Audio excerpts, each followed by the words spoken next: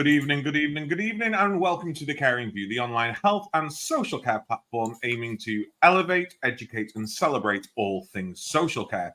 Before we get started, don't forget to hit that subscribe button. If you're watching us on YouTube, tap that bell. You'll get notified every single time we upload a video or go live. Follow us on Facebook, LinkedIn, and X. I'm still not used to saying that. Mark, this evening. Oh, no, I will mention, actually. It's just Mark and I tonight. So, Mark, how are you? Yes, not too bad. I was trying to work out the last time that it was just the both of us, and it must have been a hell of a long time ago. Just the two of us. We can make it if we try. So, just a reminder to absolutely everybody who is tuning in tonight, Mark and I do everything that the Caring View offers out to the health and social care sector for free. All of our resources, all of our podcasts, all of our chat shows are absolutely free to access. We can only do this through the sponsorship that we receive from really generous people around the sector. And we've had some great sponsors over the years. And we also have a supplier list now where people are submitting to be suppliers on our website. We get thousands of hits on our website each month. And those people are really helping us keep the lights on, keep the wheels turning, and the engine greased. And I just want to say a huge thank you to everyone who has helped us so far. With that, we have tonight's episode. We've just finished series 3 of our podcast, which is all around completing the DSPT. You can catch that on Spotify and all major podcasting sites. But if you go to www.thecaringview.co.uk, all of our stuff is found on there. It's our home of everything. Our podcast, our chat show, all of our free resources, and now a brand new dedicated page all around the CQC framework. Now, our usual way of downloading documents is through a store. You put them into your cart, you check out, it doesn't cost you anything, you get them all for free. What we've done with the CQC framework, because it's one of our most asked after resources and support tools, is we've put everything on one page. You can just click and download directly from that page. And we're going to go through some of the resources tonight that we've got on there. And tonight, we're just talking the framework. We're just talking the framework. What the hell's going on? What's changed? What's the same? What do we need to do to prepare? Some top tips and questions. Get your questions into us, and we'll try our hardest to answer them. Both Mark and I are still in social care positions, quite senior social care positions, and I'm in a quality role. So the CQC framework is something we're both heavily invested in. And yes, we can help with your questions, but actually we can learn from you as well. So if you've got concerns, top tips, questions, pop them into that chat, and we will do our best to answer them as we go along. So with that, Mark, the CQC framework. Yes, it's all very exciting. I kind of like the new framework. Obviously, I've spent a lot of time with you going through kind of the website and pulling bits and pieces together to put together some tools that, like Adam said, you can find on our website. I actually like that they've got rid of the million KLOEs and they've actually separated it into the quality statements. And I think it actually sets it out a lot nicer. I think my only feedback is there's nothing around training, which does surprise me. So there's no governance still on that, which is worrying. I think it's worried me for a long time. And there's nothing yet around the well-led from the I statements, which surprises me again from staff's point of view, for our frontline staff, that there's no kind of expectation from the provider at the moment. But yeah, what are your thoughts? I'm excited with reservations. I think with any change, there's always going to be that slight hesitation and that concern that, are we either oversimplifying something? Are we overcomplicating something? I think the problem we've had with the rollout of this framework is we've had too many false starts. And I think we've been given so many times that, it's coming, it's going to come in the last end of this year, it's going to be coming in for April, it's going to be coming in for October, it's going to be coming in for the beginning of next year. We've had a lot of uncertainty around when it's coming. And I think for myself, as well as providers, it's provided us with this uncertainty. It is uncertainty around what's going on with our inspections. I come from Lancashire, and I think it's around 50% of providers in Lancashire haven't been inspected for the last 5 years. And again, that's partly a risk-based approach, and we get that. It's partly because they've not got the staff to be able to do so. And I think that's affecting the morale of social care as a whole, because there's so many providers out there doing such wonderful things and such amazing things in social care, but they're not getting inspected to show them off. So I'm really hopeful that this new approach to regulation of social care, and well, it's everything, isn't it? It's health and social care. This whole new approach is going to change that, and actually we can get people excited about jazzing up and sexifying care again. And I think I'm trying to be hopeful. I'm a glass half full person. Every day's a learning day, no matter what's thrown at you. Every day's a learning day, and I think that sets us quite easily into the first part of what we want to talk about tonight and what is changing. You know, we've had so much information out there around the new single assessment framework. Let's take a minute and actually understand what's changing and what's going to be different to the way things are managed at the moment. Mark, what's changing? Yes, so just before I dive in, I just want to reassure everybody that it's kind of still a very new, we're still learning from the CQC as well. Everything that Adam and I talked tonight, we've put together, I'm sure many of you have already got the first edition of the guide that was created. We have updated it with information from the CQC and key people. So this will be available on our website by the end of the week.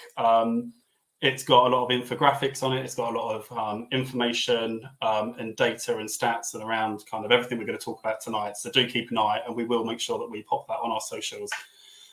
So the key changes are that the CQC realised when the pandemic hit that actually they couldn't get all the information and the data that they actually wanted from providers, and it wasn't, you know, streamlined. They had different processes for social care, different processes for GPs, for dentists, and they wanted something that was less complex and more efficient. And they wanted something that they could utilize data, whereas obviously at the moment, some of us are paper-based, some of us are using digital systems. And they identified that actually the ratings weren't clear for providers themselves that were obviously contesting the outcome that they had, but also for people looking for care. So one of the big changes is actually that our ratings are going to be benchmarked at a national and a local level, which is something I really like the idea of. There's going to be the new single assessment framework. So actually there's one framework for social care, for GPs, for dentists. We'll have the new portal, so you'll be able to do that right from the start if you're registering for a service, if you're changing your details, your statement of purpose, your next of kin. And it's also going to allow you to give rights to people within your organisation, which is something very new, that actually as a registered manager, I remember when I was, you never had it. You're on call 24/7, even if you weren't on paper. And actually, if you're going to be able to go on holiday and around work-life balance, and actually you can allocate that to somebody within your organisation, your deputy or somebody else that you trust to be able to take that for you, which I think is a big step. And obviously they're getting rid of the KLOEs, replacing them with the quality statements, which we'll talk about tonight.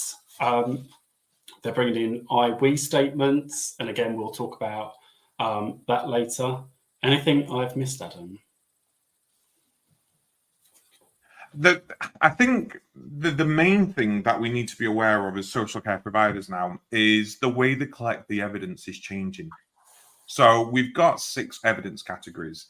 Those evidence categories, we're still none the wiser really of how they're going to go down the route of collecting that information.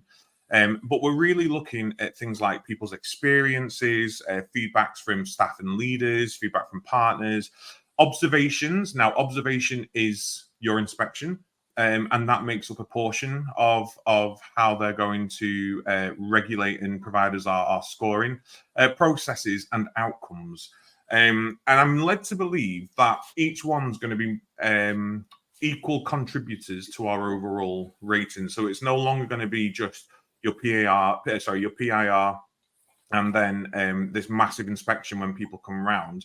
They're actually really going to delve into working with everyone who our services are in, all stakeholders, to get that information and to formulate that opinion.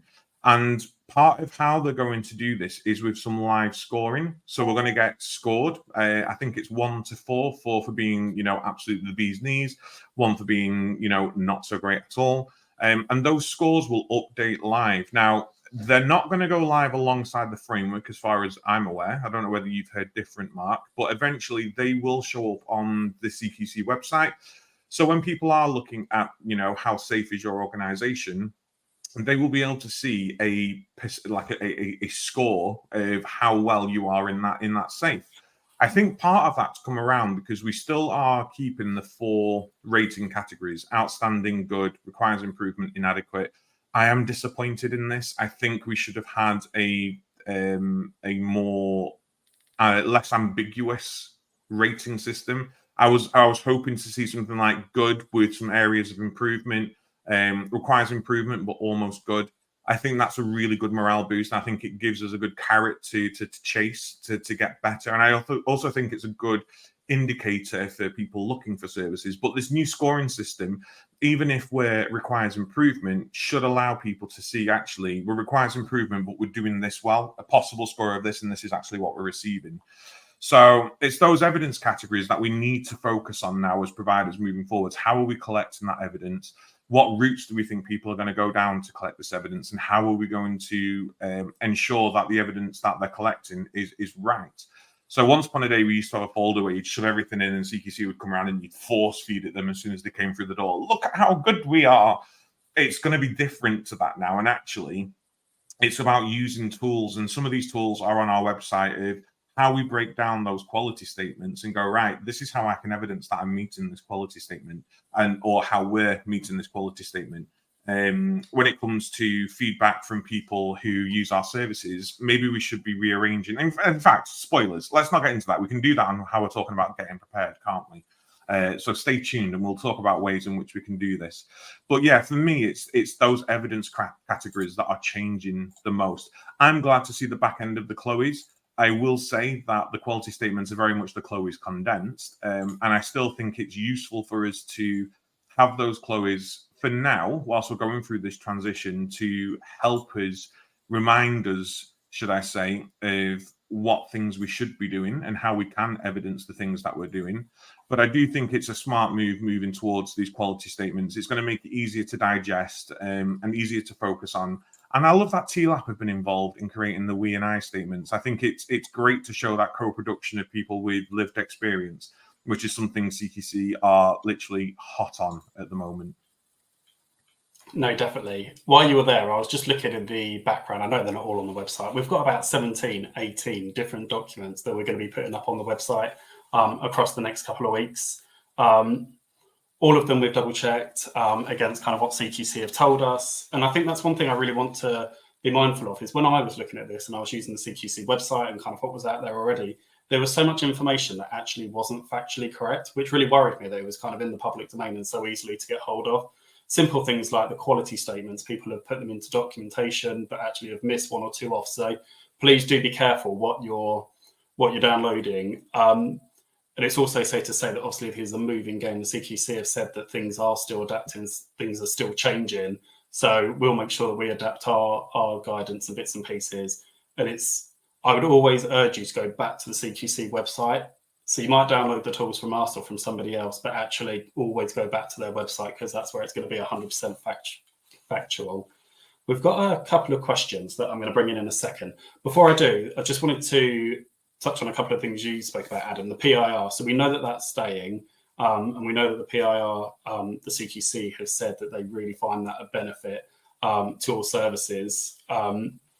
You spoke there about the benchmarking and that kind of the scoring of 1 to 4. What I really hope in the future is that you'll be able to click into, say, the SAFE question, and then you'll be able to go through all of those quality statements and actually see, oh, actually, we were doing really well in this compared to the care home down the road, but we weren't doing so great here. And also from somebody looking for care, I've had to look for care for loved ones, and it is really hard because we have that social care perception, but then we're also kind of looking at reports. And I think hopefully going forward, that might change some of that, so you can really dive that down. And actually, if sustainability is something that you're really passionate about for your loved one, you can make sure the service is doing that great. Or if you're a staff member looking for a job, you can look at actually the workforce well-being. So let's bring in these questions.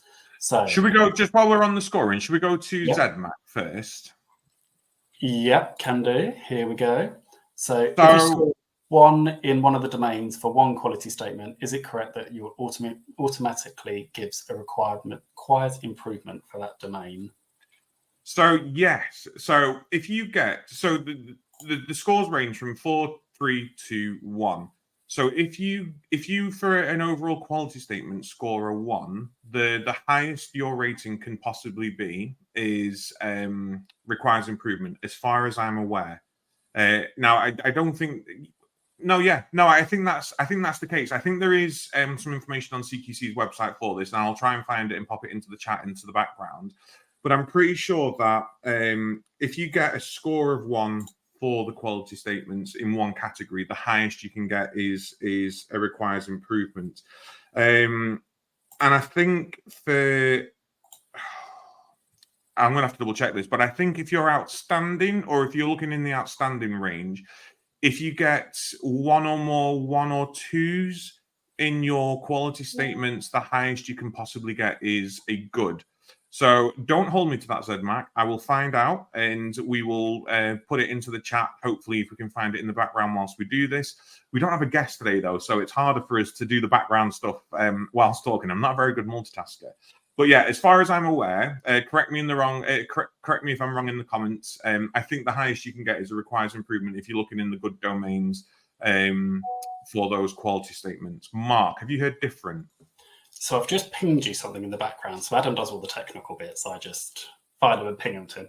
So it's really interesting. So originally they did say that actually if it's a 1, you'll get a requires improvement. Then they released this kind of scoring and percentage mechanism that I found, but it's kind of deep buried in the Citizen Lab on the CQC website. So for anybody that doesn't know what the Citizen Lab is, I highly recommend that you type into Google Citizen Lab CQC. So it's somewhere that they post ideas and they get feedback from care providers, from people that draw on social care, relatives, and they use that feedback to inform what it's going to look like as the end result.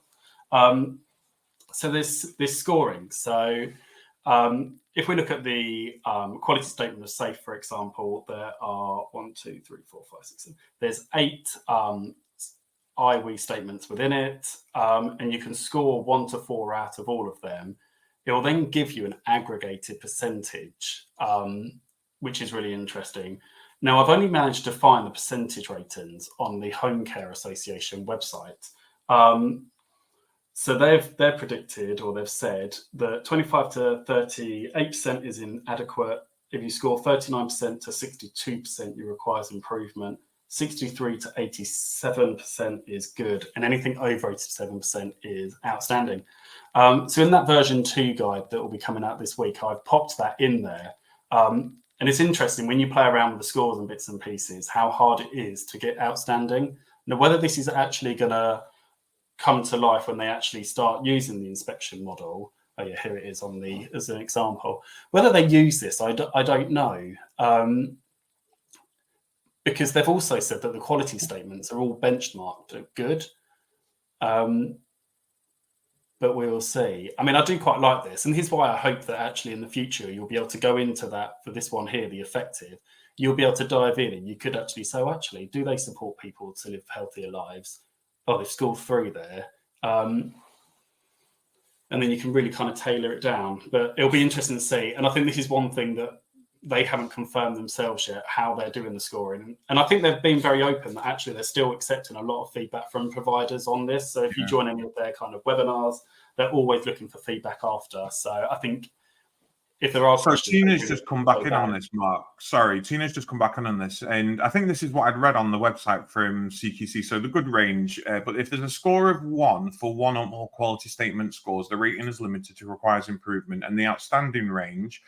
But if there is a score of 1 or 2 for more or 1 quality statement scores, the rating is limited to good.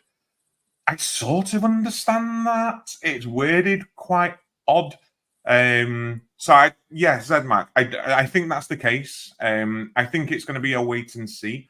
So it's November 21st that it's rolling out in the Southeast. And I think there's going to be a lot of lessons learned. I'm really excited and quite happy because I'm a northerner, so I get it, last in comparison to some of the country. So hopefully by the time it comes up here, brilliant. We'll have learned everything, and CQC will be like experts at it. But I think there's going to be a lot of lessons learned coming out after November 21st, and I think we'll just have to wait and see what happens. I'm going to be interested to see the first lot of scorings that come through from it as well, because I know it's taken ages at the moment to get these feedback reports through. So, you know, you're getting your inspections, and sometimes it's like 3-4 months until you get your factual accuracy checks through, which is taken a long time. So it's going to be interesting to see whether this speeds it up or not. No, definitely. We've had another question about whether this will be available to watch back. It will. So all of our shows are available to watch back after. They can be found on YouTube. You just type in The Caring View. There's also links from our website to our YouTube page. So yes, they all will be available to watch. Have we anything else in the chat? Tina's asked a question around usual ways of collecting experience from people, but I thought we'd leave that until later when we kind of dive into that bit.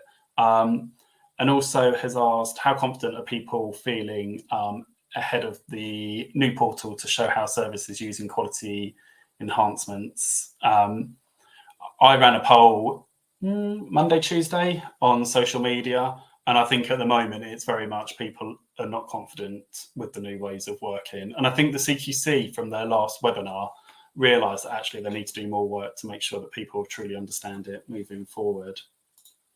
And I suppose this is where some of the concerns come, because there is so much change happening that realistically we're probably best off rolling out the whole change all at once so that people can utilise and see how it all works together. Drip feeding it and doing little bits here and there is actually quite confusing when it doesn't marry up and match up. So yeah, I can say, Tina, that I'm probably not as confident as I should be on the new portal. So homework for me. Mark, what's changing? Are we done? Should we stay on? Should we go on to what's staying the same? Yeah, I think we should go on to what's staying the same, because I think we've kind of touched around it. And yeah, when this version 2 guide is on the website, I think it breaks it down really clearly with links and bits and pieces. So we've already mentioned one thing that's staying the same, and that's the rating categories. They're not changing. So you're either going to be outstanding, good, requires improvement, or inadequate. You know, constant change is difficult sometimes. So having something stay at a constant, you know, maybe it's fine, maybe it's good, maybe they'll review it in the future. I know a lot of the feedback I've heard is around the rating categories and how people wanted those to change. But that's one thing that's staying the same. What else? Oh, your PIR. Your PIR is still going to remain and is still going to be part of the evidential collection for your rating. So don't just give up on the PIR. We have got our PIR podcast. It's 6 episodes long. We go through each section of the PIR, break it down, hold your hand all the way through it. If the PIR does change with the new framework, we will record the podcast again and we will go through the new PIR to provide you that support going through it. But I think we've had about 3,000 people listen to that podcast now. And I meet managers at the care show going, oh my God, I've done my PR because your podcast has helped me and it's made it so easy.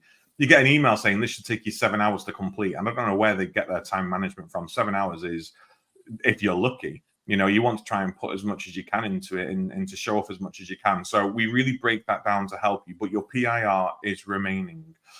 Anything else staying the same, Mark? In terms of the new framework, not really. I think they have said that there shouldn't be much of a crossover between the evidence that you have for KLOEs compared to what you have for the quality statements. And if anything, the quality statements should be able to break it down easier so you're not kind of duplicating. I think for me, if you're paper-based, there's going to be a lot of expectation to provide a lot of data. And I do worry, I kind of look back to the service I was in during COVID that was paper-based and actually how we would have coped with this big change right now going through.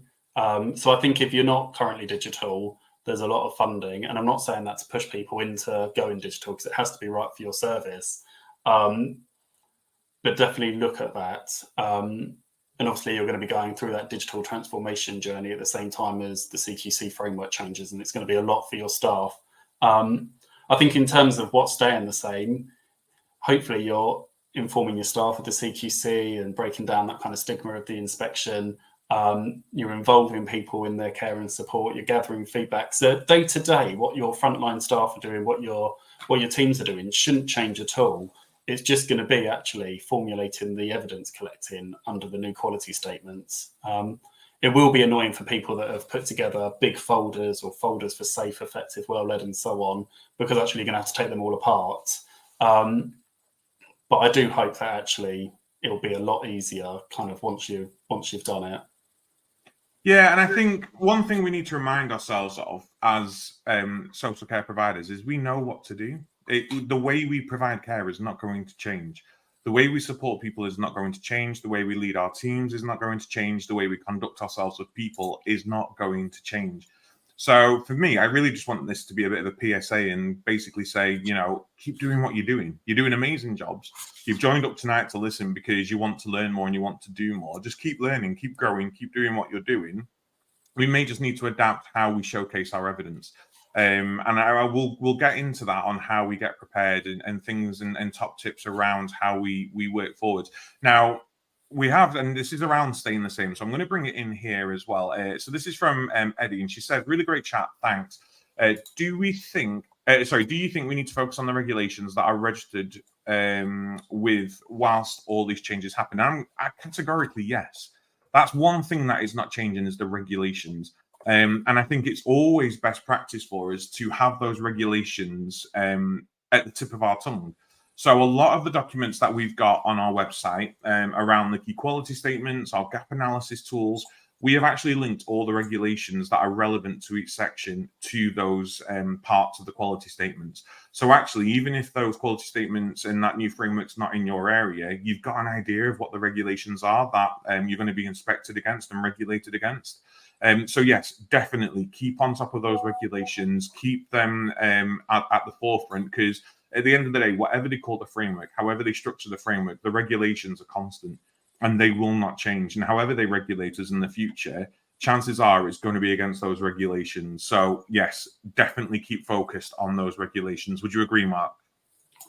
No, 100%. And I think it's important to remember nothing's changing until the 21st of November. So don't take your eye off the ball of what you're currently doing.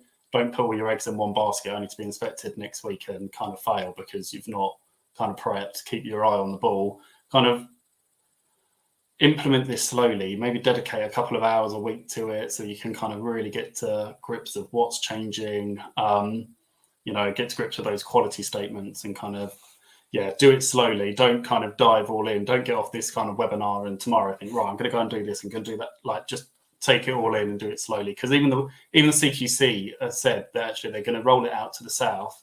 They're going to do lessons learned, and then they might adapt before they go to the next region. So you might spend hours and hours and hours on it, only for it to kind of change slightly before it gets to your region. No, you obviously need to be a bit more prepared. If you're in the southeast. Tough. I'm so sorry.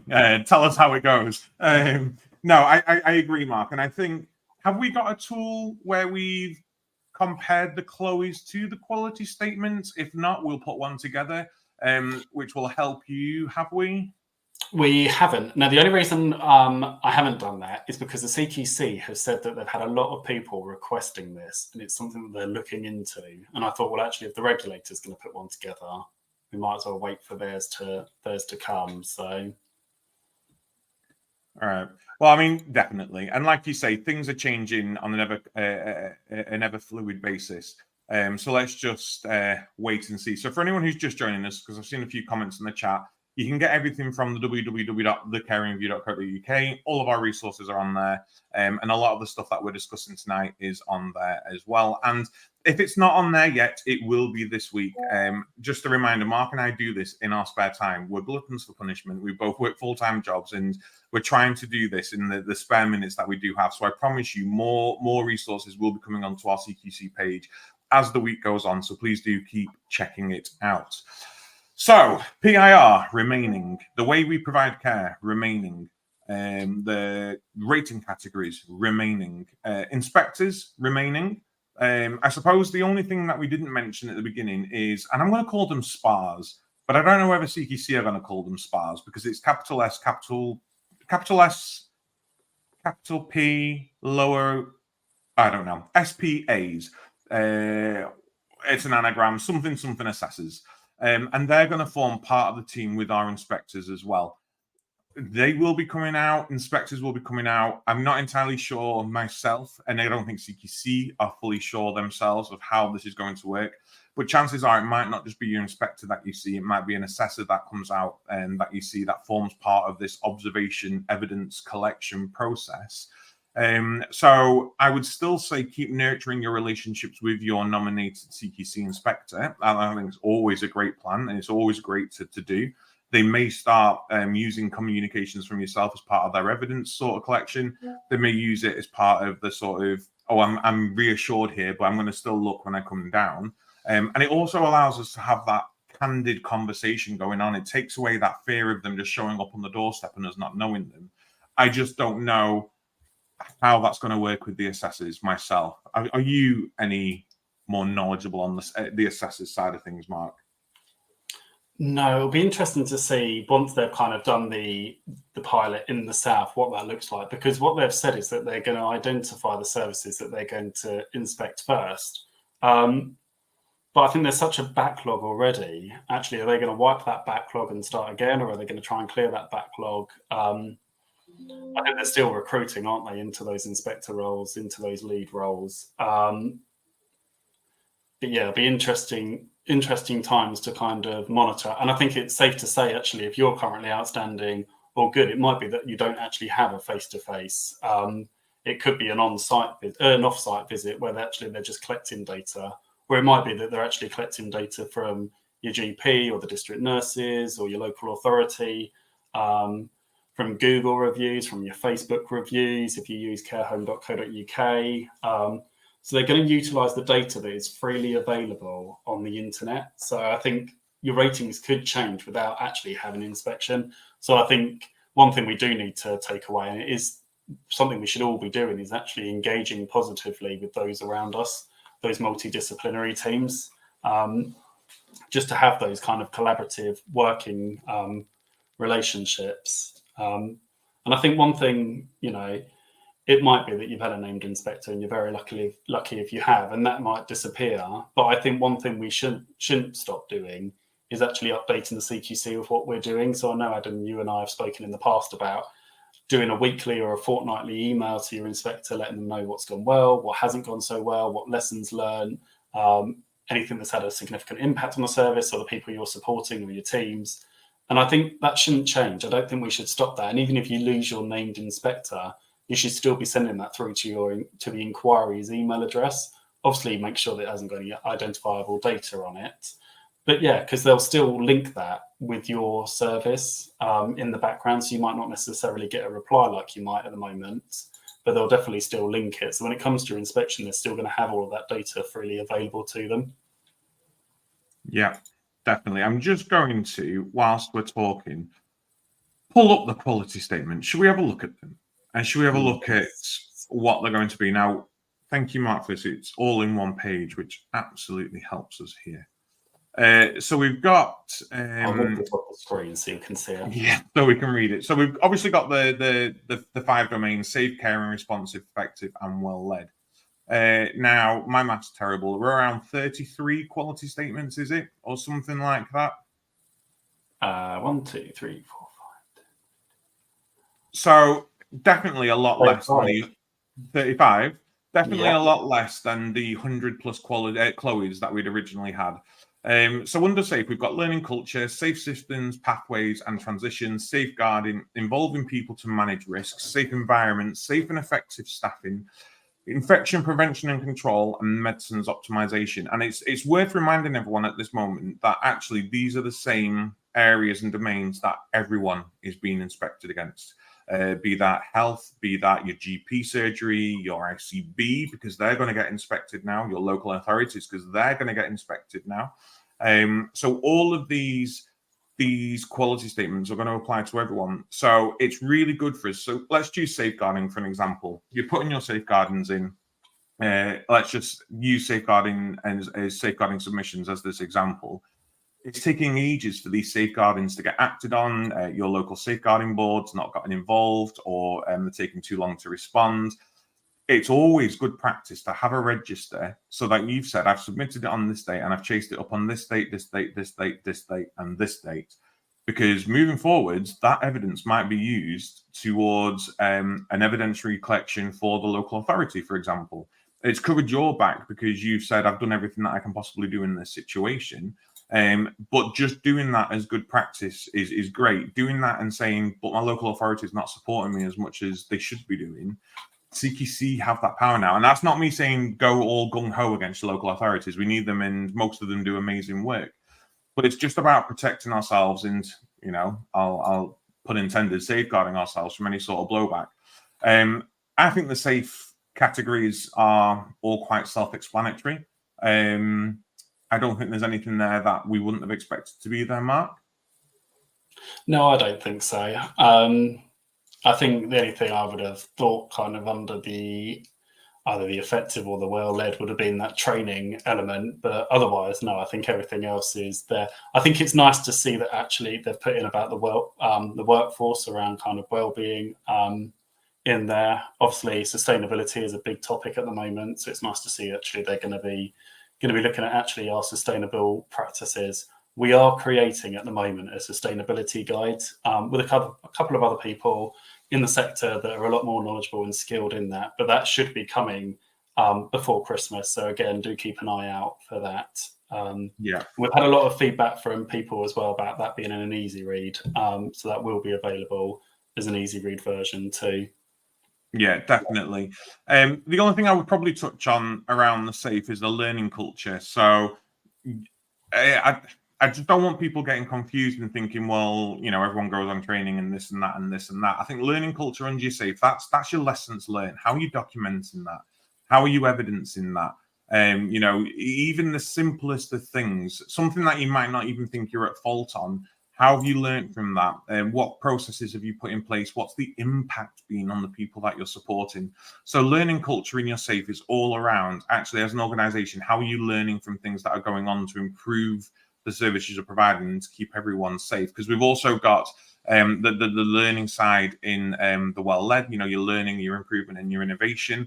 That learning, you really need to be evidencing how you're supporting your team to grow. What's your idea around succession planning?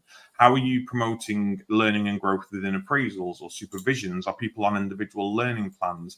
How are you promoting the training, managing your training? What's the quality of your training? Are you measuring the impact of the training? Where are your observations around training? So someone's done a training course, great. How have you observed to actually understand that they've comprehended what that training course has given them? And how are they implementing that into their daily role? So it'd be really good just to sit down with these quality statements and just start thinking to yourself, before even looking at any of our gap analysis tools, and thinking how this relates to your service and what your service does around these areas, and then building out from this. Think of it as a basic audit process. You know, you do an audit to make sure you're doing what you're supposed to be doing, but it's a learning process. You know, it highlights things that you might not currently be doing that you should be doing, and you've picked it up then. So just going and sitting down with these quality statements, if you're in the north, you've got longer to do this, and really sort of mapping out and planning out your evidentiary process and just benchmarking yourself. You know, have we got a really good sort of learning, improvement and innovation culture within the organization? We could probably do better. What could we do? Go and have a look. Go and get some things implemented and use this to really sort of give you that direction moving forwards.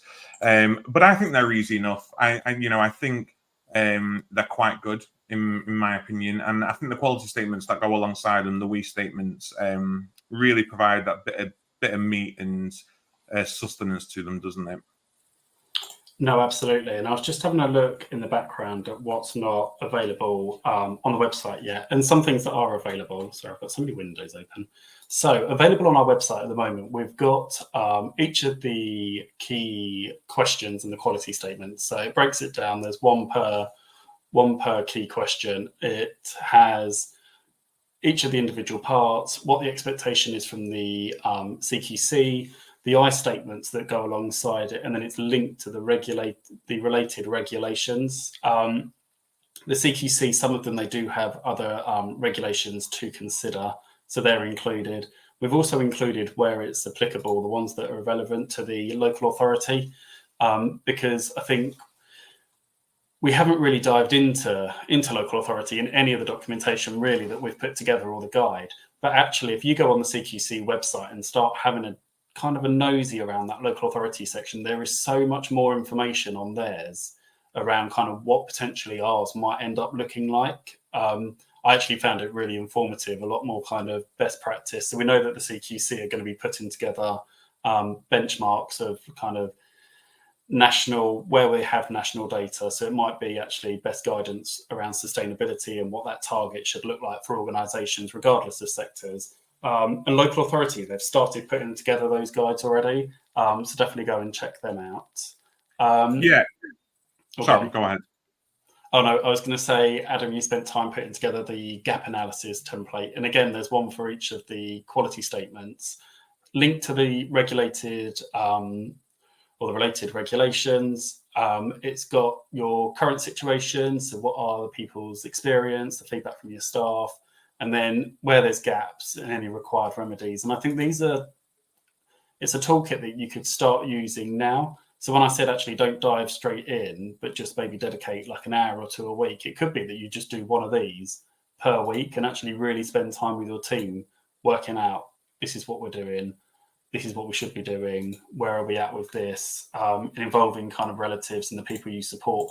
And again, I think it would be a really good way of having those conversations with relatives of actually, this is what's changing, this is what we're doing, and that reassurance that actually you're kind of keeping up to date. We have been very kindly sent some documentation from virtual administration. So one of the documents that's not currently on the website that will be going up is around evidence collecting. So I know Tina mentioned this earlier.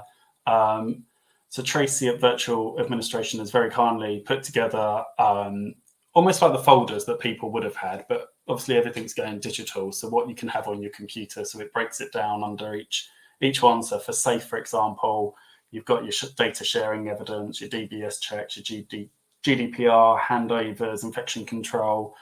So actually you can start kind of piecing together evidence. And if you've got those folders for the KLOEs, actually you can start mapping them into those quality statements. Oh, definitely. Now, so Tina's come in and said around the SAFE, and that was a statement which is around, we make sure that there are enough qualified, skilled and experienced people who receive effective support, supervision and development. They work together effectively to provide safe care that meets people's individual needs. So a link to training and application. And I suppose around this statement as well is the mythical workforce dependency tool. Now, for my organization, I've worked really hard and put together a tool, and it's still a work in progress. There's nothing out there really which is a sort of copy and paste, lift and go, ready for organizations. What I would be saying is really focusing now on not only calculating how many care hours your service needs to provide, but actually what are the needs of the people you're supporting and how do you match that with the skill set of your team? So I know rotas are a minefield. It's like playing Sudoku, and trying to get them to work can be very difficult. And just to add another layer of difficulty to that, when we do our rotas, start thinking about how you evidence how you put that team together on the day. So this person is really good at this thing, and this person's really good at this thing, and this is this person's strength, and this is this person's strength. And actually, this is how we're meeting the needs of all of our residents or our clients, our service users, whatever we call them, the people we support on one day. There's no point having 5 people on a day that are really, really good at activities and life enhancement when some of your residents might need some really sort of quiet, compassionate support, conversation, that really sort of personal stuff. So look at what your people's needs are, behaviors that present as challenging, who in your team are best suited to meet those people's needs. People have gender preferences, people have cultural preferences. How are you including that into the way you build your rotas? Start evidencing that on your workforce planning, and you'll start aiming to sort of get a really, really good rating around that quality statement. I think it's just something to keep in mind of now when we do things is, how are we evidencing this? How have I evidenced this on my rota? I know how many people I've got to support today, but how am I evidencing that we've got the team and the skills and the workforce there to support them? And actually, am I supporting my team? When was the last time we did appraisals? What's my supervision like? Does my supervision start with, this is what you've not done great and this is what you've done good? Or does your supervision start with, tell me how you think you're doing? Tell me what you need. Tell me whether we're aiming towards or working towards the goals that you've set. Then let's talk about what I think you're doing great. Let's talk about where we might need to improve. And let's finish on a really positive action plan for your growth and development. Because if it's the latter, you're doing it great. If it's the former, I'd say let's start thinking about our supervisions and appraisal processes.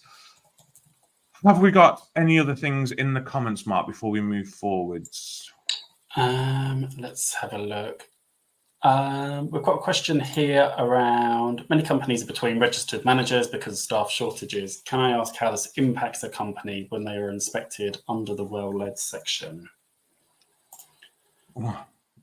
I suppose this is one of the things that's not changing. You need a registered manager, and I know that's hard to hear, and I know that's very difficult. After 28 days, you need to be submitting a notification to CQC to basically say that you're just not able to meet the needs as you normally would do. You don't have a registered manager in post. I suppose for me, this is more around prevention rather than reaction. And I'd be looking at succession planning with an organization. I know it's incredibly hard to get registered managers. I know it's incredibly hard to keep people in posts. I know it's incredibly hard to be a registered manager. Been there, done that, worn the t-shirt, can't go back at this moment in time. I applaud everyone who is a registered manager at this moment in time. But I'd be looking at how can I develop my team to a point where one day someone could take over a registered manager post. That's not, oh, you're great at being a carer, become a manager.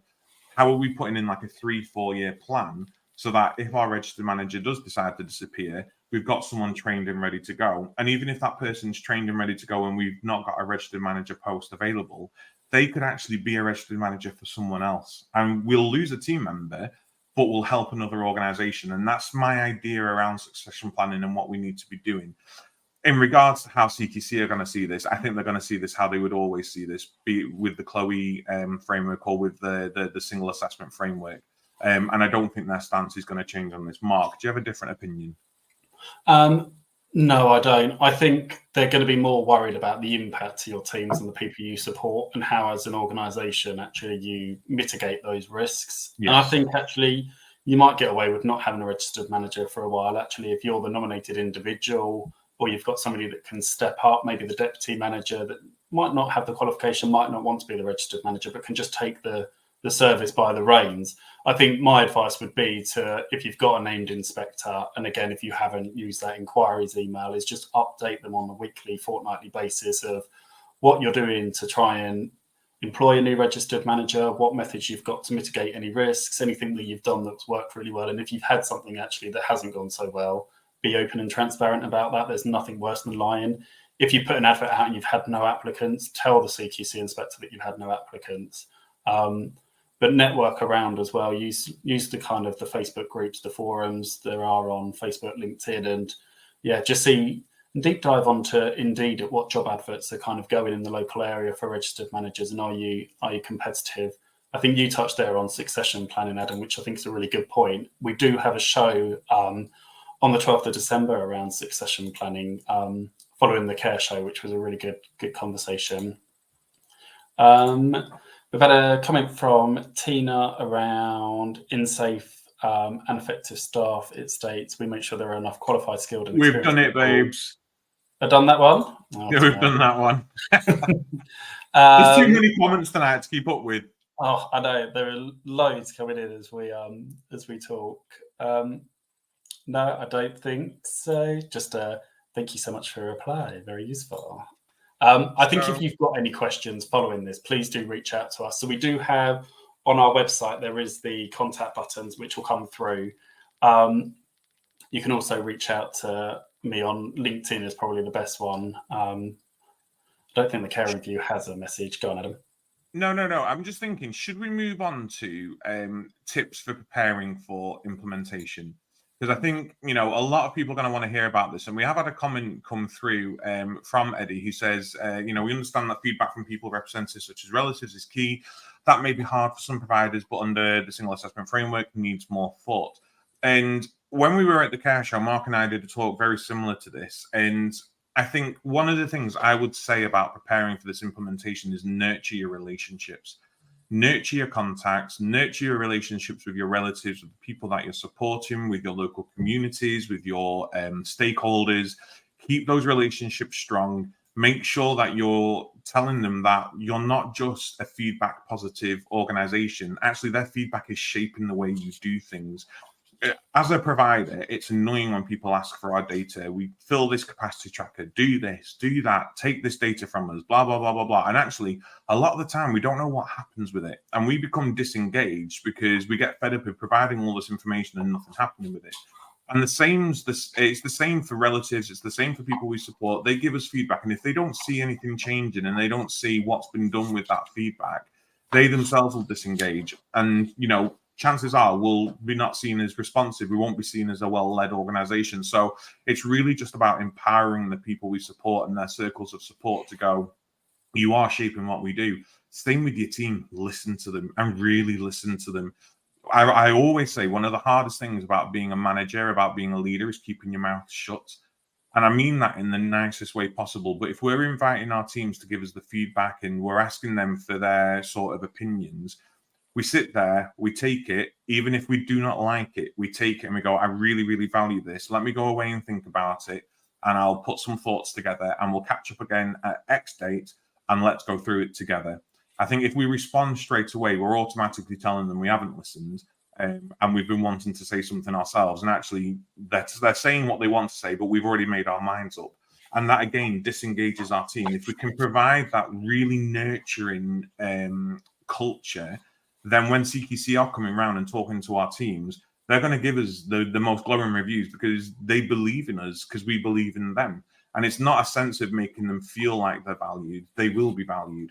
So it's around nurturing those relationships. It is difficult for homes that have got very few relatives, but you'll have advocates, you'll have IMCAs, you'll have a ton of other people who are involved in these people's support.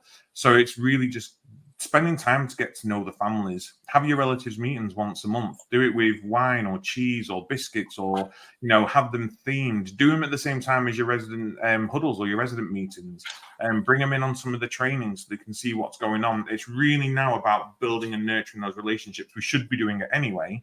They're just making it key to this part of the feedback now. And I think, Mark, COVID changed a lot of this, didn't it? This idea that relatives weren't involved as much and other stakeholders had concerns, and it's just time for us now to take control and to provide that support.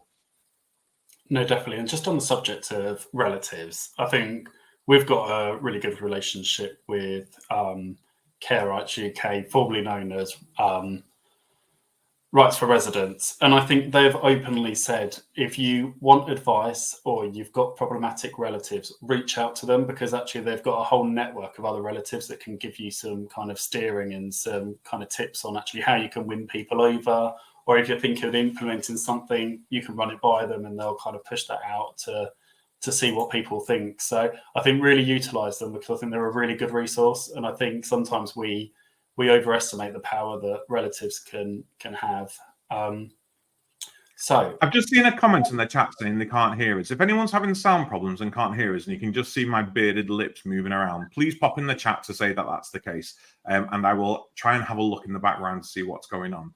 But what else, Mark, can we be doing now to prepare for this implementation? Because this is the first time we've been given a definitive date. We've usually been given a season or a quarter of the year. But we have November 21st. We have a date. So it's going to be very hard for CQC to go back on this now. It's there in black and white. It's been printed. What do we do to prepare? Well, somebody's just put they can hear fine. So that's reassuring.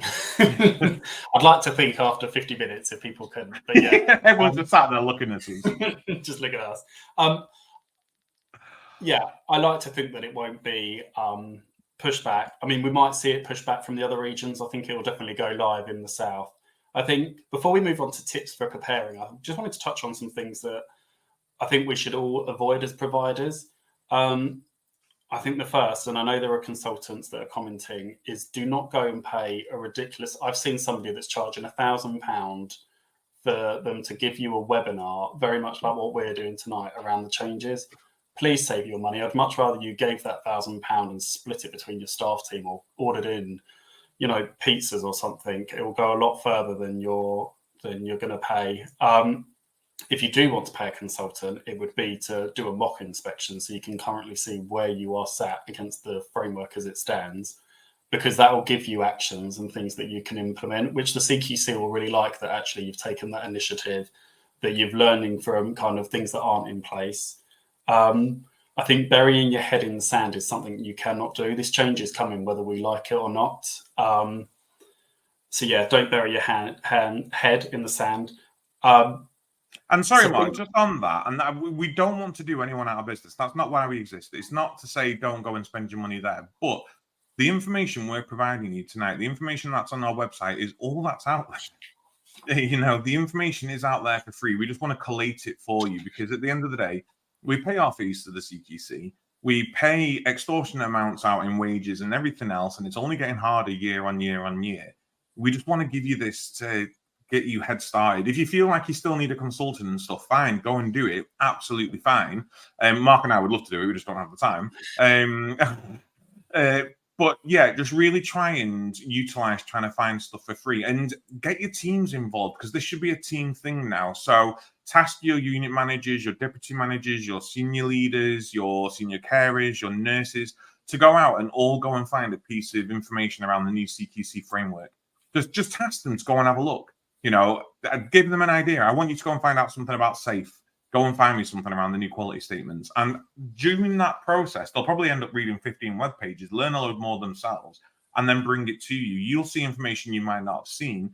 A lot of people now are on LinkedIn, and there's so many great people on LinkedIn sharing so much free stuff all the time that chances are you can get all your answers by doing that. You've involved your team. When CQC come around and they say to your team, what do you know about the CQC framework? They'll go, actually, my manager tasked me to go and have a look and read about it, and I found out this, which I thought was really interesting.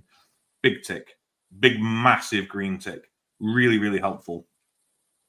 And I think once you've done that exercise, download version 2 of the guide. So the reason I originally put that version 1 guide together was long before Adam and I even started thinking that we were going to do a show on the CQC updates, was because I really struggled to kind of fathom all the websites and the resources that are out there. And for my own team, I really wanted something that I could just send and say, this is everything all in one.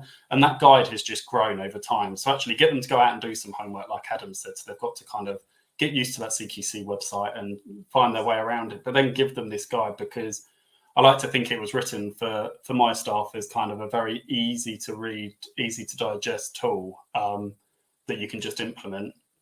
I think one thing we should be very clear about is that the CQC want to keep us updated.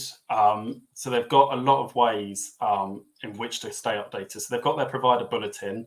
So you can sign up for their newsletters, and they kind of will email you when there's any changes or updates. You can find them on Twitter, on YouTube, on Facebook. They've got a podcast. They are on medium.com with their blog. They've got the publications. They've obviously got the webinars. The webinars are going out every month at the moment. So do keep an eye out for them. They're also available on their YouTube page, so you can stay up to date. I think for me, you probably want to start looking at those quality statements and the key questions within each of them and kind of getting your head around them, and then building kind of on, just choose one, start with maybe SAFE, and then start collecting that evidence. What I would say is you want somebody that's going to collate that evidence for you, that's going to be quite thorough and be able to kind of store it. If you're a paper-based service, in a document somewhere, do not put it in Polly Pockets, because you're going to have to take it all out of that to scan it over to the inspector if it's needed. If it's that you're using digital systems, you can obviously store that on the computer, pull off reports and bits and pieces. But yeah, just get somebody that is very thorough and kind of methodical to store that for you. Yeah, I think, what else can you do? I mean, I'm a huge believer in getting our teams involved in this now moving forward. This is the first time the first time in a long time that the framework's changed so drastically. So I'd be utilizing handovers. Utilize your handovers. Start talking around the quality statements around handovers. Share your lessons learned at your handovers. You know, they should be being shared there anyway. Theme your newsletters. So the newsletter this month is all around SAFE. What are the quality statements? What do we do as an organization? If you use a newsletter for both your team and your relatives, ask for feedback in that newsletter. How safe are we? Do you think that we're meeting these quality statements? Utilize it that way. I think really sort of cross-referencing with the people we're supporting and the people who work for us, or work with us, I should say, is a definite yes to what we should be doing.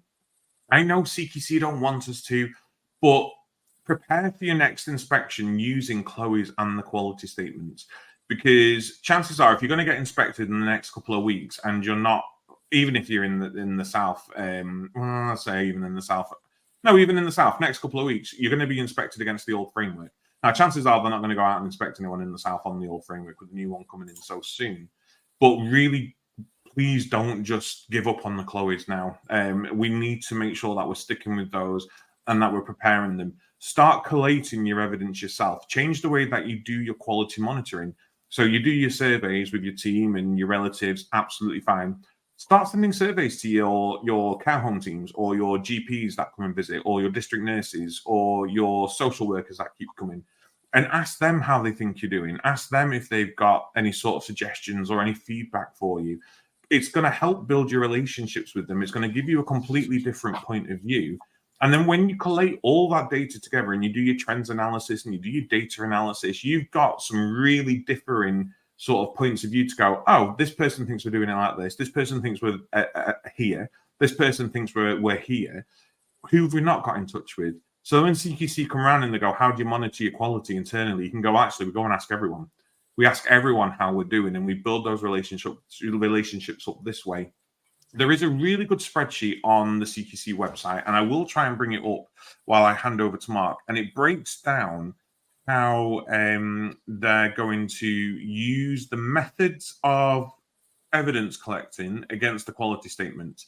Now, again, I can't guarantee you that this is going to remain the same. I think when I bring it up, you'll see that there's some areas that aren't really covered by some of the evidentiary sections, Mark, are there? There is. Let's bring it up in time. While you're pulling that up, I can see in the comments there's talk around kind of which areas it's rolling out to in the south and where next. The CQC haven't confirmed after the south where they're going. There has been a lot of talk whether it will then go to London and follow. There's also talk about whether it will just go straight up north to do kind of north and south comparisons. So they have confirmed in the south the regions that's going to be. So they are Berkshire, Buckinghamshire, Cornwall, Devon, Dorset, Gloucestershire, Hampshire, Kent, Oxfordshire, Somerset, Surrey, Sussex, and Wiltshire. So I think we kind of think of the south as kind of like a little area within the country, but actually that's really kind of vastly ranging, because I mean, Kent and Sussex to me are about 20 minutes away, but Devon is like 4 hours away from me. So actually it's going to really span that kind of whole part of the map. Listen, I used to think Torquay was in Japan. So any questions coming in tonight around geography and rollouts, please don't ask me. I don't know where anything is. I still rely on my sat nav. I moved house in January and I still need my sat nav to figure out where I'm going elsewhere. So I'm going to bring it up. Eddie's just come into the comments as well, saying around the accessible information standard for getting feedback will be key as before. And do you know what? This is huge, the accessible information standard. It is massive with CQC at the moment. They want to see how we're doing things. They want to see how we're making sure that all of our information is accessible as possible. And I'm a firm believer we need to move away from terms like, do you have any special accessibility needs? Do you have any different accessibility needs? I think what we should be doing is just understanding and asking people, how do you access information? I've spoken about this a number of times now, but I think if, as an organization, if we can just say, how do you access information? We remove any of that normacy, any of that status quo around accessible information. And actually, we make people feel a bit more inclusive. We make them feel a bit more included in it. I would be suggesting things like your policies, your procedures, your newsletters where possible. Can you convert them to audio? Can people listen to them? Can they, listen to them on a website? Can you get them saved on an audio cloud somewhere and get QR codes for people to scan them? I used to do that with my newsletters. It takes away the need for a care team member to sit down and read something to someone who might not be able to read it themselves. It gives them that dignity and it gives them that privacy again, and it gives them that independence. I'd also be looking at easy read options where you can do. I think as an organization, it's always best to have your most important stuff in easy read. Even if your service doesn't support people with learning disabilities, chances are you'll get relatives who have got some form of learning disability that they, will have to access information in a specific way. And I think it's just really good practice, really, really good practice. People with cognitive impairments, they don't want loads of words. They don't want huge paragraphs. They want really easy to understand stuff, easy to digest, and easy to follow. So having stuff in easy read format, I think, is a way forward. And your website, make sure there's an option on your website. We don't have one yet on the Caring View, and it's really bad, and we'll put one on, don't worry. That you can change your fonts, you can change the text size, you can change the color of the website. How are your websites going to be accessible for people? Your social media posts. If you're going to be putting information up on social media, don't just rely on an image with loads of text in that image, because actually you can't right-click that and have it speak out because it's a JPEG file. So if you're going to put an image up with loads of text on your social media for your service, follow it up with the actual information in the image, in the body of your text as well. So people who do rely on text to audio services can still partake in that, and they can still experience that. On your photos, on your websites, on your social medias, give them an image description. So when someone's on your website and they right-click an image and it asks, for a description for people who are hard of sight, it can say, this is a resident enjoying their day outside gardening. So they can too experience all of those things that people who haven't got sight issues can experience. So I'm so glad you brought that up. AIS, huge at the moment. Even choosing your fonts. When you're choosing your fonts for your service, choose fonts that are really accessible for people. Do some research around what fonts are the best for people who have, who are neurodiverse, who have got dyslexia, who have got anything that might affect the way that they read and assimilate information. Have a look at really inclusive fonts. I went on a bit of a side tangent there, Mark, and I managed to get the spreadsheet. That's okay. While you've been talking, we've had a question come in around the accessible information and some more information. We did do a show on accessible information. I'll try and dig that out in a minute and pop it into the comments so you've got the YouTube link. So yeah, this is the evidence grid. Somebody has asked if we can post a link. This will be on our website by the end of the week. So just keep checking back on www.thecaringview.co.uk. I need to just add that this grid is something that, when I spoke earlier about the CQC Citizen Lab, this is something that was shared on their Citizen Lab as a potential. So this isn't something that they've 100% said they're going to use. But I would imagine that it's going to look very similar, if not this, when it does roll out. When I've looked at this, I really quite like it because I think it gives you things to really benchmark your service against. And as a tool for a provider not knowing where to start, actually, this gives you somewhere really firmly to start. I know there's been questions around if you're a service that is registered against personal care, but actually you're a shared accommodation, which one would you use out of these? The CQC's answer is that you would use the personal care. So whatever you are registered against is the one that you would use. And there obviously are going to be services that fall in between. And yeah, I mean, I work in one. We are a reablement service, so we don't fall under any of the categories that the CQC have, but we would obviously have to fall to the home care one because that's what we are registered against. So yeah, we'll get this up on our website by the end of the week for you all to have a look at. But I think this is a really good tool to download and play around with.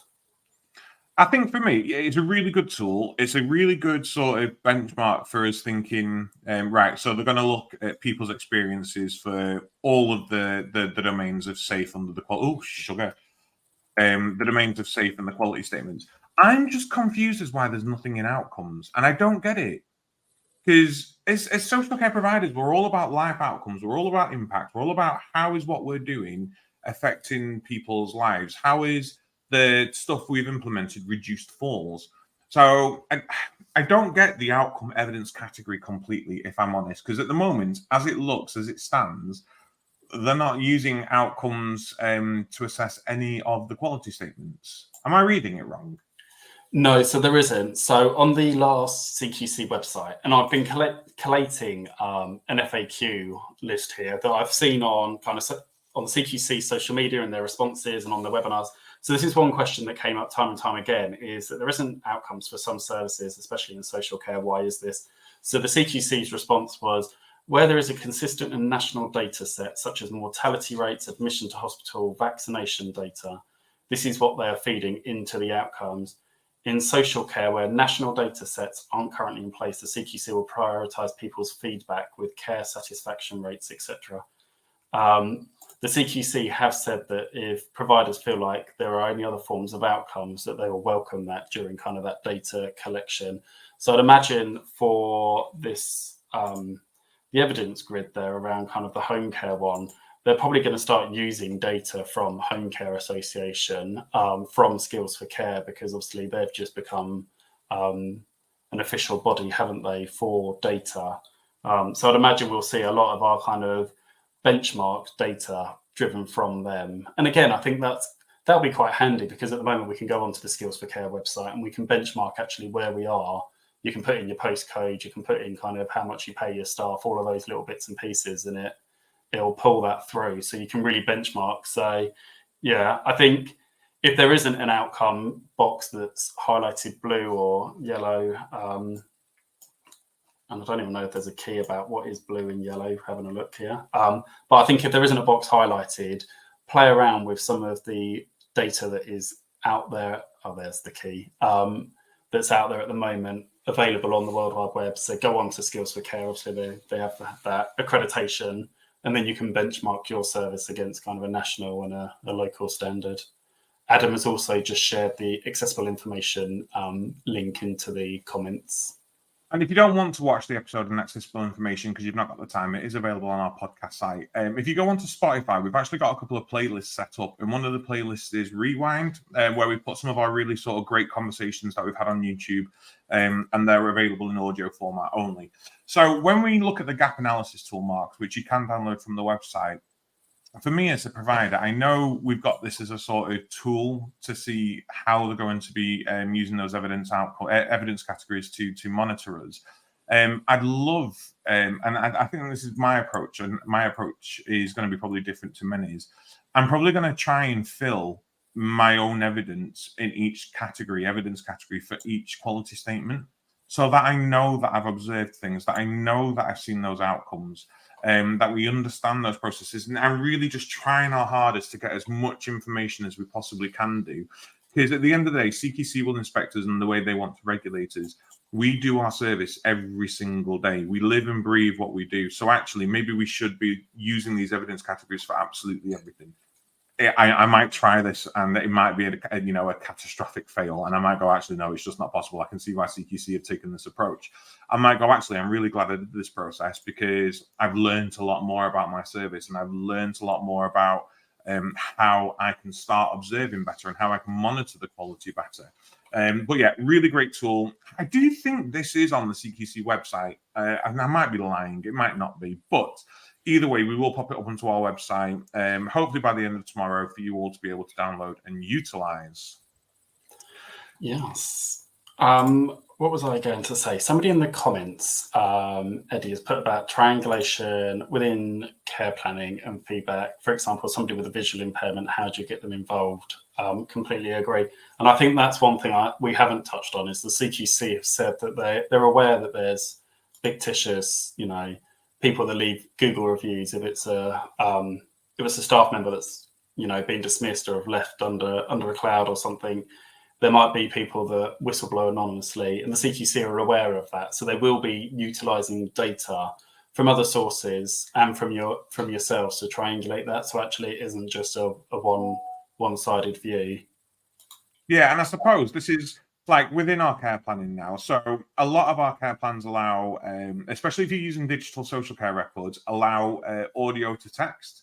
So are we allowing people that we're supporting to be involved in their care planning to a point that actually they can speak into that care plan to go, I really want to be supported like this in the morning? And we're not typing it out for them, they're saying it to us. Are we being able to provide them with a text-to-read version of those care plans? Are we allowing them access to those digital social care records when we're not in the room? Have they got their own login? Have they got their own access? And it's really talking to your digital social care providers to go, these are the needs of some of the people I support. How can your system support me? They provide you a service, you pay for it. Ask them. They might not do anything yet. I use a DSCR which hadn't got some of the things we needed, and I know we've asked loads of questions in the innovation hubs for them, and lo and behold, they've happened because they want to make their service the best one out there. So have a chat with your DSCRs and see how they can support you further.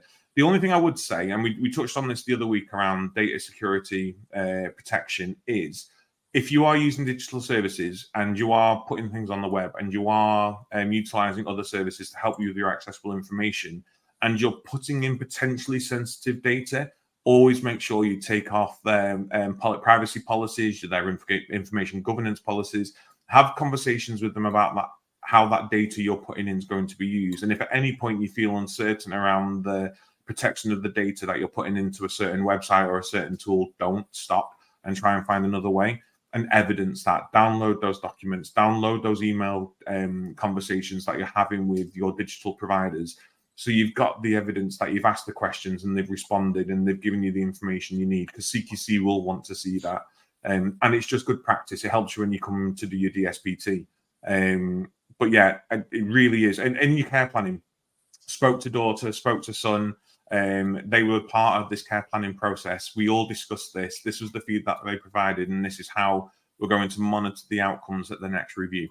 Just documenting it like that to show that they've been involved in it. So when the family say, oh, I've not been involved in anything, and you've got that documentation to say they have, hey presto. If they say that I was involved in all the care planning and you've not documented that, equally, why not? And that's a really great thing to sing and shout about. One thing I would say around getting prepared for the next framework, and getting prepared for your CQC inspections as a whole, is don't set your benchmarks too high.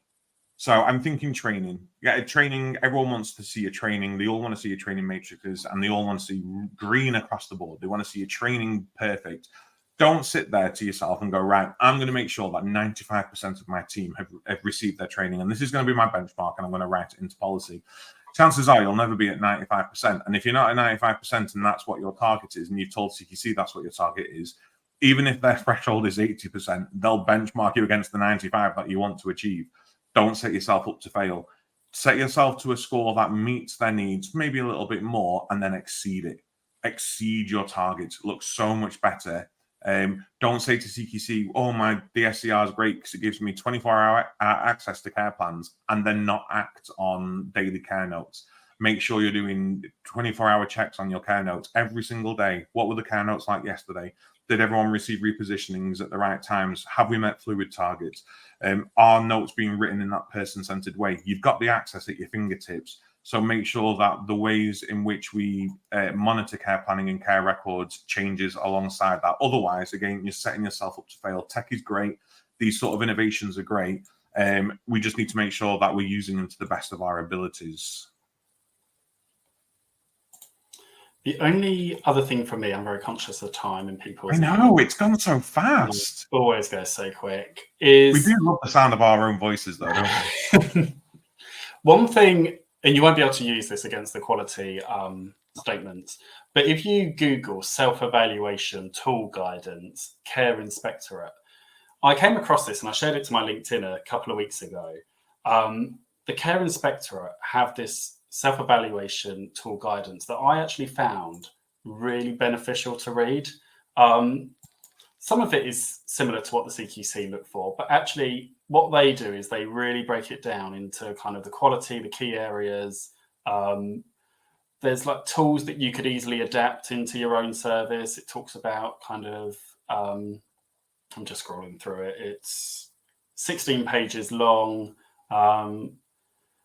But I think it gives you real kind of things that one question I always see is does anybody have a questionnaire for people? Actually, it gives you examples of questionnaires. It gives you that self-evaluation tool, the core assurances, the worked example and tool and bits and pieces. So definitely go and Google that. Yeah, I think most of what Adam and I have spoken to tonight, and you've probably seen me glancing and I'm kind of trying to respond to comments and bits and pieces, but actually I've been reading the guide that I know we've spoken about a lot. All of the information we've spoken about tonight is in the guide. You'll be able to watch this on catch up. Talking of guides, on completely different subject, but there is also on our website a menopause guide. So it was Menopause Awareness Day last week, but we did put together a guide for that day that has kind of gone through. It's not just Adam and I writing it on behalf of females.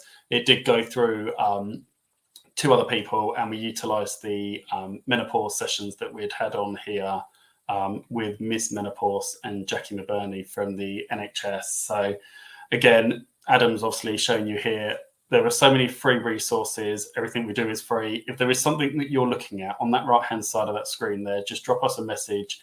We'll either have something that we can pop up on the website and link you to, or if we don't, we'll try and find one or signpost you to somebody that does. We'll get this version 2 of the guide up on the website. I say by tomorrow, but I'm looking at Adam because he's the one that's going to do that. Definitely by the end of the week, so you'll be able to download that. But yeah, please do use that. Utilize it with your team. Yeah, and if you've got any questions about it, then please, do reach out to us. But yeah, if you've got any individual kind of feedback. But yeah, just a reminder that the guide is only as good as today, because something could change tomorrow. So use the guide, but also keep up to date with the CQC as well. So make sure you're registering for their social media, so you're getting that and their newsletters. I agree. I just agree. Sign up for everything. If it's free, sign up for it. It's going to benefit you at some point. So top tips: sign up for everything that's free. Try not to spend so much money on it, because everything is changing as the landscape changes, as the rollout goes out, everything's going to change. So save your pennies, get your stuff for free. If you are going to have to pay and you're going to have to go to a consultant, write down the reasons why you want your consultant. What do you want that consultant to be able to do to impact your services, to impact yourself, and to support everyone that you're supporting? Visit our website, grab all our free documents. They're there for free. Don't give up on the KLOEs. Let's focus on those quality statements. Utilize your teams. Rachel, I think it's a great idea, has said, I think the frontline teams will be able to make great suggestions on what evidence they can collate for personal outcomes too. 100% agree. And I think when we come down to the care planning side of things and utilizing our frontline teams, I know we have our registered managers and our care managers, our general managers, whatever titles we want to give them. The people who are supporting the people who use our services probably know a heck of a lot more about them than we do. Utilize them in the care planning process, in the care reviews. Really utilize them and say, right, how does this person like to get up? Or if that person that you're supporting is going to get involved in that care planning process, have one of their key workers with you at that same sort of time, because they'll probably relate really well to them. So frontline teams, hugely important. Watch back this episode. It is free to access. It'll just sit on our YouTube page now. You can go to our website and watch it on our website, as well as listen to our podcast on our website, grab our free resources from our website. I would just say, and this, I know this sounds like a shameless plug for ourselves, Mark and I don't earn money from this. We don't take a penny from this whatsoever. All the money that we receive through sponsorship, again, just goes to paying for everything that we can do for free. So it pays for our podcast, it pays for the chat show, it pays for our appearances at trade shows where we bring our learning outcomes. And that's one of the things we're keen for at these trade shows, is to bring learning to them. So not just your normal sit around conversations and debates and you go away and you think, well, that was nice, that was interesting. We really want to bring those resources and tools for you. If your care managers go into these care shows, you really want to walk away with things that you can go and implement in your services. And that's what Mark and I want to do. So it sounds like we're plugging ourselves. We are, but we're only doing it so that you can get all this information for free and that you can support yourselves and we can learn as well. So anything at all, get in touch with us, www.thecaringview.co.uk. Get all of our resources on there. Subscribe, send us an email directly from the website. Huge thank you for everyone joining us tonight. Give us feedback on any of our CQC tools. If you've got anything really great that you use and you want us to feature on the website as a free resource, please send it us. We'll feed it back onto the website. We'll reference you. We'll link to your LinkedIn pages. We're not precious about information. We just want to elevate, educate, and celebrate all things social care. We've gone over nearly half an hour, Mark. Can we close out the show? I know people are dying to go and watch MasterChef, because I know I am. Or is it Bake Off tonight? It's one of the two. You've sat with us throughout Bake Off. I mean, that's how dedicated you are to social care. And Big Brother. And Big Brother. People are giving up. Got Big Brother's back. I forgot. We have some. Yes, I was gonna say, but I won't. My mind went there as well. No. Yeah, like Adam said, please do drop us a message via the website. If there's any questions you've got or anything, please do head over to YouTube, because that's where all of our episodes are originally set up to. So you'll be notified of any new ones. We have got some exciting shows coming up before we close out. So we've got a conversation next week around what social care strikes could look like. We've got one around how we can all use our social media to influence social care and the positive image. We've got artificial intelligence in social care coming up, a discussion around sex and intimacy in care, and obviously, like we spoke about earlier, succession planning. And that takes us all the way up to kind of the end of December, really, which is kind of scary. But yeah, we're obviously live every Tuesday, and all of our sessions are very much like this, just breaking down the conversation into bite-sized bits. But you can catch all of our previous episodes on YouTube. So yeah, do go find us and subscribe. Definitely. And that does close out the show for the year. We will be taking a bit of a hiatus over the festive periods into January. Mark and I need to recoup and recharge our batteries. This is, very intensive for us. However, we are planning out the shows now for next year. And I actually think we're already into the first couple of months of next year with the content that we're providing. If you do want to get involved, you do want to be a part of the show, you do have things that you want to come and talk about, or you're knowledgeable about, or you've got experience and then you want to share that, get in touch with us. We'll grab you on. This isn't a platform for me and Mark. I know tonight's been very much us talking, but we discussed that we wanted it to be intimate tonight, and we just wanted to focus on our experiences. But more often than not, we like to just sit back and listen. So if you want to be a part of the show in 2024, which sounds crazy, just get in touch and let us know. www.thecaringview.co.uk. I will put this chat show up onto the podcast as well, so there will be an audio version for this. Again, this will probably be later on in the week or the beginning of next week. But then you will be able to catch back and listen back on this. But use this with your teams as well. Put their minds at rest around the whole CQC process. If you're part of a group, use it for your group. We're not shy about this information being taken. Take our documents off the website, take our logo off and share them as your own. We really, really don't care. As long as you can utilize it to benefit yourselves, we've done what we want to do. Go and enjoy your evenings. Go and catch up on Big Brother. Go and catch up on the Bake Off or whatever you do. Mine is MasterChef, and I'm sure there's professionals that's been on tonight. Please stay safe. Don't worry too much around the whole framework change. We'll get through this together as a sector. But until then, thank you very much, and we will see you live, as always, next Tuesday at 7:30. Take care. See you later. Good night, everyone.